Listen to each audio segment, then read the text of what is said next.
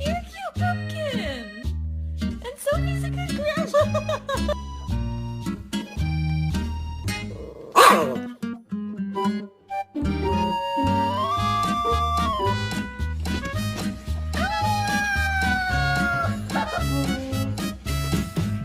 Yeah, come on then.